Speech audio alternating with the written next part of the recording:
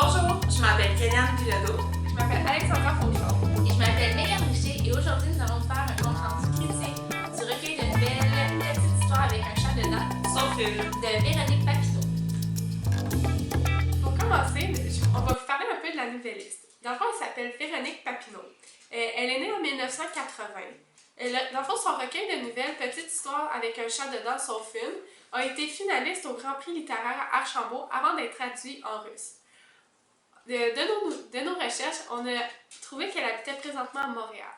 Maintenant, on va vous parler un peu plus du recueil de nouvelles. Il est paru en 2008 et il est publié par la maison d'édition Boréal. Le recueil de nouvelles compte 12 nouvelles, donc en tout, ça fait un total de 175 pages. Pour continuer, le type de recueil que nous avons trouvé est le recueil thématique, car dans le fond, toutes les nouvelles tournent autour d'un élément commun, puis cet élément-là est le chat.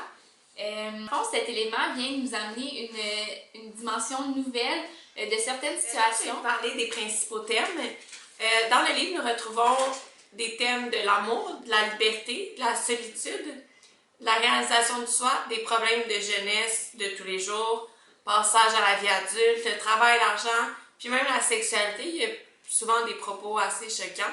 Donc, le thème de la sexualité est présenté de façon choquante. On peut le voir ici dans la nouvelle Sauf une. Elle dit qu'elle va se faire épiler le bikini, pas pour la baise, mais pour le sentiment d'être hot jusqu'au bout de la chatte. Ça, c'est sûr que c'est vraiment cru comme langage. Je trouve que dans l'histoire, il n'y a pas d'euphémisme. On sait tout de suite qu'est-ce qu'elle dit, elle passe pas par mille chemins. Puis c'est vraiment comme ça qu'on s'exprime dans la vie de tous les jours. Il n'y a personne qui parle en poésie pour dire des choses comme ça. Pour la solitude, j'avais trouvé un petit passage dans la nouvelle Dormir très mal. Ça dit ici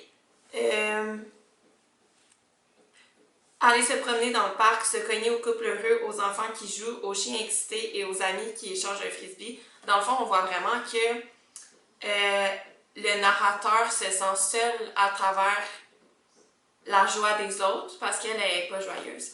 Donc, nous avons aussi trouvé que dans une des intentions principales du livre est d'apprendre à se connaître. Comme on l'a dit plus tôt, le chat fait réaliser tout au long de l'histoire des nouvelles perceptions d'une situation. Le personnage, à la fin de chaque nouvelle, découvre une nouvelle facette de lui-même ou de sa vie. Sa perception change. C'est good. Mon équipe et moi avons apprécié le recueil littéraire de Véronique Papineau. Nous avons constaté dans ce recueil que, dans le fond, les nouvelles ne se suivent pas. La dernière nouvelle, c'est la seule positive durant tout le recueil. Les autres ont plutôt une teinte sombre ou un peu plus négative.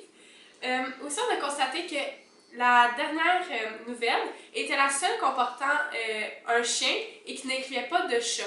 Donc, on constate aussi que le chat est considéré un peu comme le souffre-douleur dans les différentes nouvelles. Maintenant, on va vous parler d'une autre raison pour laquelle on aime le recueil de nouvelles.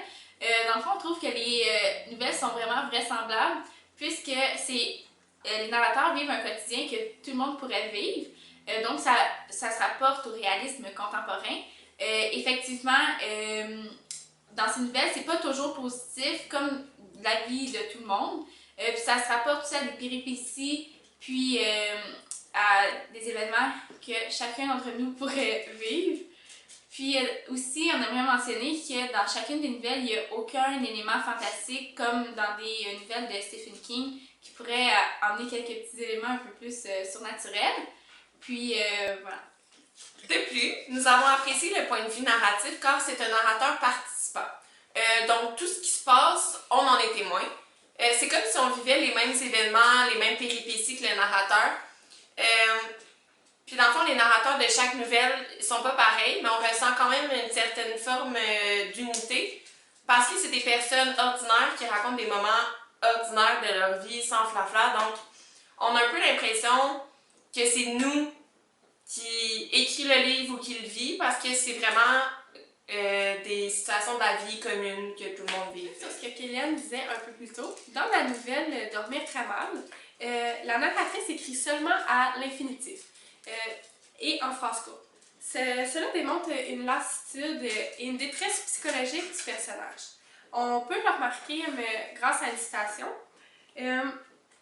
Être envahi par une immense lassitude, toucher son ventre comme un corps étranger, espérer souffrir d'une mononucléose qui nous clouerait au lit, avoir mal partout, un peu, pas assez, être déçu, prendre une douche, s'habiller n'importe comment, nourrir le chat, déjeuner à peine, mettre dans un sac ce qui sera le lunch du midi.